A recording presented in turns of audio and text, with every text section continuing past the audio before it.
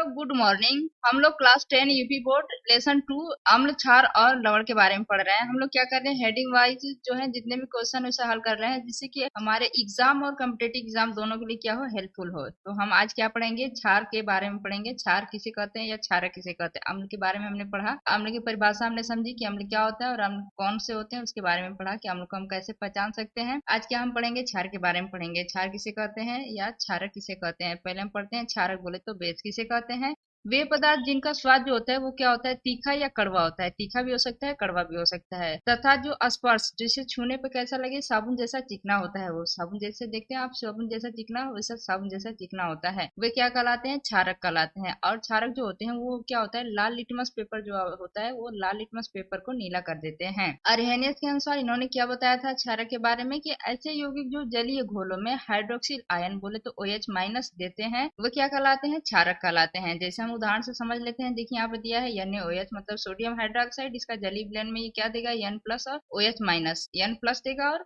OH minus देगा। तो वही बता रहे हैं, ये जो OH माइनस या हाइड्रोक्सिल आयन दिया है, हाइड्रोक्सिल आयन दे रहा है, ये क्षार है। दूसरा देखते हैं पोटेशियम हाइड्रोक्साइड, बोले तो KOH। ये जलीय विलयन में K plus charge plus OH minus, तो OH माइनस आयन दे रहा है, ये हाइड्रोक्सिल आयन दे रहा है जो, ये OH आयन। तो इसे हम सब पहचान सकते हैं क्या है, ये क्या है, ये क्षार है। जिसमें आप देख सकते हैं, देखिए यहाँ पे दिया है OH, यहाँ पे दिया OH, और अम्ल में क्या था, H प्लस आ रहा था जलीय विलयन में, इसलिए उसे हम पहचान सकते हैं। इसमें क्या आता है, OH, दोनों साथ में है, हाइड्रोक्सिल आयन है, जलीय घोलों में हाइड्रोक्सिल आयन देते हैं, इसलिए क्या कहलाते हैं, क्षारक कहलाते हैं। इन्हें पहचान सकते हैं हम देख के ही। अब जान लेते हैं क्षार किसे कहते हैं। क्षार बोले तो एल्कलाई क्या होते हैं, ये जल में घुलनशील क्षारक को क्षार कहते हैं।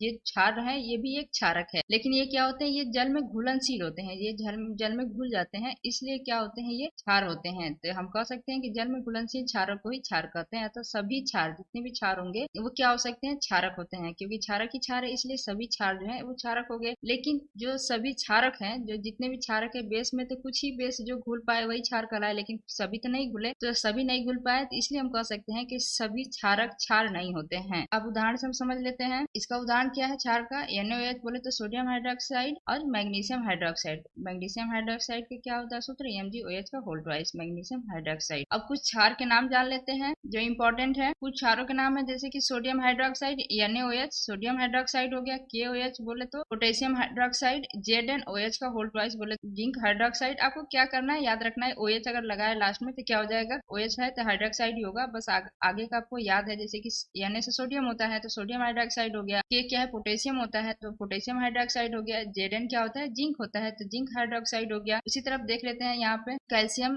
COH का होल ट्वाइस, बोले तो कैल्शियम हाइड्रोक्साइड, तो कैल्शियम हाइड्रोक्साइड हो गया। ये क्या है, कैल्शियम है तो कैल्शियम लिख सकते हैं। OH क्या है, हाइड्रोक्साइड है, इसलिए हाइड्रोक्साइड लिख दिया। फिर लिखने के लिए क्या हो गया यहाँ पे, फिर मैग्नीशियम OH का होल ट्वाइस, तो मैग्नीशियम Mg क्या होता है, मैग्नीशियम होता है, Mg से मैग्नीशियम हो गया, ये हाइड्रोक्साइड हो गया, OH है तो हाइड्रोक्साइड। NH4 तो ये हो गया आपका NH4 से अमोनियम, OH क्या है, हाइड्रोक्साइड है, इसलिए अमोनियम हाइड्रोक्साइड हो गया। Thank you for watching, please like and subscribe my channel.